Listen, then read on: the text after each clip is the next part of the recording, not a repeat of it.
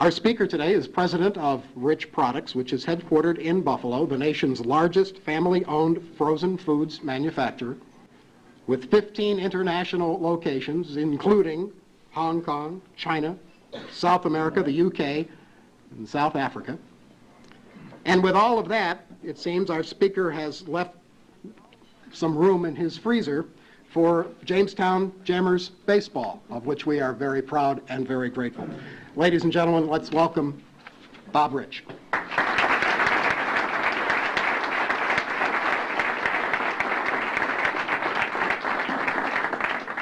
Thank you very much, Dan, and elected officials, ladies and gentlemen, friends all.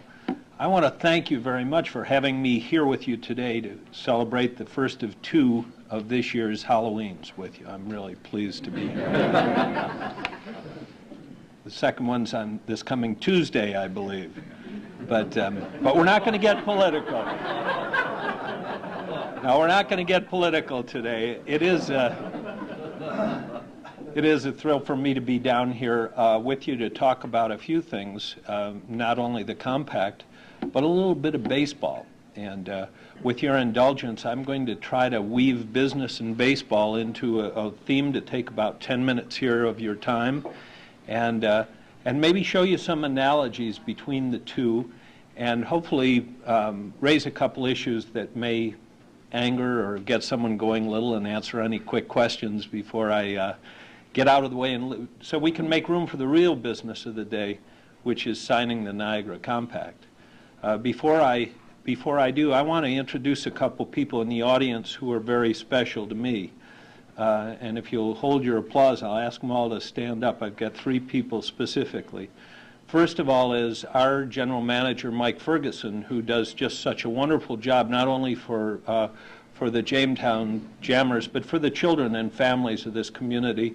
And Mike had a record year this year in attendance, and it all would have not been possible if one cold day a few years ago, 3 years ago, we hadn't gotten a call from your own Greg Peterson, and I think he had Russ Dietrich on the other end of the line, and they were suggesting that the Montreal Expos were on their way to moving their team to Burlington, and it was a wonderful opportunity for us, and I've just enjoyed tremendously the chance of having a growing friendship with Greg and Russ too. So if they'll join Mike, and if I could ask for a round of applause for my friends.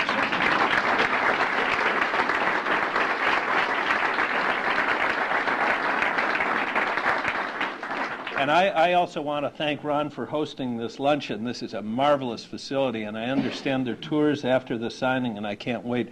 I just ask that you don't tell any of our associates back in Buffalo about this, because they would be green-eyed with jealousy. I'm going to speak without notes today to assure that everybody's going to get to the signing and get back to their office on time. And my message is, I believe, rather simple and straightforward, and one that hopefully you, as members of this great region, along with I, can understand and relate to. This Niagara Compact got started because a bunch of us who've made a commitment, either have been born here or moved here to this wonderful region, got tired of listening to companies leave the area and trash this region. We got tired of listening to people use excuses for their own failure and making excuses and pinning the tail on what is just a magnificent region. We got tired of seeing people in our own profession failing to stand up and tell the world about not just the fantasy and cotton candy, but the real facts of the economic opportunities that exist for us as people who have chosen to invest in this area.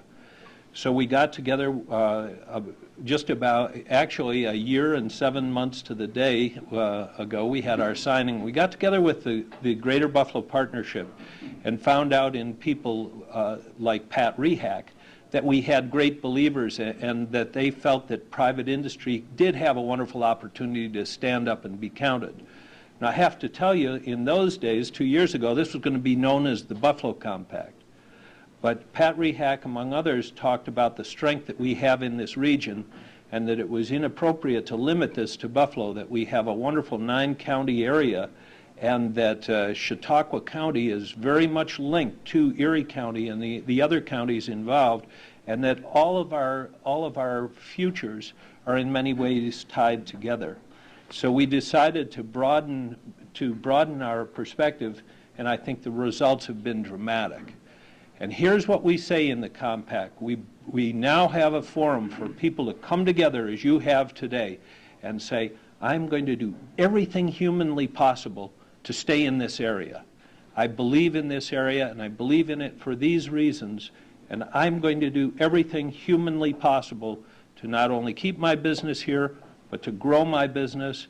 And it's going to include an outreach program where I'm not only going to be a positive ambassador for this region among my own people, but also in businesses, and not around the world. And not only am I going to try to bring in outsiders, but I'm going to grow and put my money where my mouth is. Now, all of us know that there are strategic reasons that come up. We follow our markets. We all have reasons to economically locate facilities where the action is. And that's fine, and it's well and good. But I think by taking a little time off today and to sit and talk at a meeting like this, and hopefully for all to sign the compact, this gives us an opportunity to reflect on the things that make these business climate so good. We can complain about Albany, we can talk about the problems of being here, but it is a feel-good chance, as Dan said, to talk about the good things. And you'll be amazed at what can come out of this when you have made a commitment to say to the people who have signed on with you and who have made a commitment to give you their sweat and tears, when you can make a commitment to them as the first circle in the concentric circle and say, we're not going to pull this from you. You're going to be here. You've worked hard. Because after all, that's one of the major assets of this community. Everyone you talk to says there's a tremendous work ethic in this Niagara region, and one that often enough does not get recognized. So we're starting with a commitment to our people, and you'll be amazed what that'll do as far as the attitude when you have the courage to stand up and start to create the culture that people share your pride of being in this area. Hopefully, the days of using the threat of pulling out of a community to leverage economic opportunity every day you feel like it, hopefully it will end, and it'll end in communities that are enlightened like Jamestown, because it's unfair to all the publics we serve. Speaking of Jamestown, I promised you that I'd talk a little bit about baseball, and I'm going to talk to you about, we're even going to talk a little bit about Roberto Alomar, and we'll tie it all into the compact and maybe raise some questions. I told you how we happened to come here to Jamestown, and it's been a wonderful relationship for those of you who haven't been to College Stadium to see the fun we're creating and that Mike Ferguson and his people are creating. I really invite you to do it and to get out for some games. You know, there are only 137 professional baseball teams around the country, and Jamestown happens to have one of them. And I think it's a great opportunity to give your family and children something unique to do, and certainly in a world where we need good positive alternatives, minor league baseball offers one. And we're thrilled to be in Jamestown. We have 2 more years on our contract, and the mayor and county executive are here, so I don't want to ruin my negotiating position. But I'll tell you, I'll be darn unhappy if we're not back here for a long time. This is a great community, and we want to thank all the government people, our advisory staff, everybody who's made it such an exciting adventure for us running the Jammers here. You didn't always like us as much. When we said we were going to call the team the Jammers, let's see a show of hands who thought that the name Jamestown Jammers was less than appropriate. Go ahead. Well, we did it for one reason. The world has enough bears and tigers and even Yankees and whatever, but we wanted Jamestown to have something special. They're Jammers, a name that would not only grow on, on the community, but they would relate to and be proud of. And quite frankly, we didn't even care what you all thought in the room, because we're after those kids. We want those children to have their team. And whether we all have one thing in common, it strikes me as Americans, we all have a favorite baseball team. Who doesn't have a favorite team? I mean, everybody's a Yankees fan, a Cards fan. Everybody has a favorite baseball team. But regardless of whether you follow a major league team, there's still something special about having a team play in your own community, having your children being able to go out for autographs, having them have the opportunity to relate to the kids who are trying to make it to the bigs. Unfortunately, something's happened along that road. Something's happened from the wonderful kids who come to Jamestown and play in the New York Penn League to the guys who are signing the $4 and $5 million contracts. And I'm not sure exactly what it is, but I don't think, in spite of the quality of the players we've had in Jamestown, I don't think it has a lot in common what's going on in the major leagues these days. I thought the treatment of the Roberto Alomar spitting case was one of the most pathetic things I've ever seen in my life. How you can allow a player to spit in the face of authority and operate with impunity, I think, was a tremendous travesty for what's happening at Major League Baseball.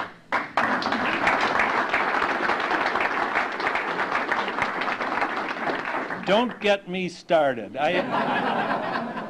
I also think it's wrong to have to decide if you're going to take a family of 4 to a Major League Baseball game or for a weekend in Bermuda.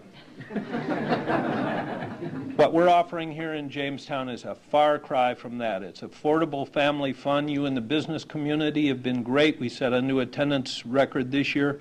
We're going to set a new attendance record next year. Right, Mike? And we're doing it all just like we as businesses can, by taking care of our knitting, paying attention to our markets, being least cost producers in the field we're in, never threatening to leave a community for our own political gain, and being the very best corporate and community citizens we can be. And that's why I'm so thrilled to be here, and that so many of you have agreed to come up and sign the compact. I was proud to be a signer of it a year and 7 months ago, and I'm just as absolutely thrilled to see the dividends it's paid for our company on a selfish level. Now, in my remaining 2 minutes, I would like to answer your meanest, nastiest, cruelest question on any subject, from business, the compact, baseball, or whatever. Who has the first question? Yes, sir. Are we going to lose the Buffalo Bills? I think we have been blessed in Buffalo with an owner who has who's gone on a line for a community. I've always thought it must be tough when you never have any home games, that you're always traveling to games. And as you know, over the naming of the stadium, Mr. Wilson and I haven't always seen eye to eye on certain issues, but in this case, I think that that Mr. Wilson has been true to his word, and I'm very hopeful that that in negotiations with the county that the Bills will stay in for a long time. I also think it's impressive to see their attendance figures, that they're leading the league in attendance, and as businessmen all, I think businessmen and women, I think we can appreciate those kind of revenue figures. I think they'll stay.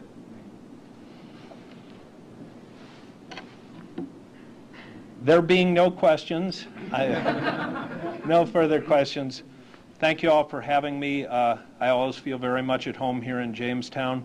I look forward to this signing and the tour, and I hope you'll come and tell me after lunch who your favorite team is, and I hope it's the Jamestown Jammers. Thank you all very much.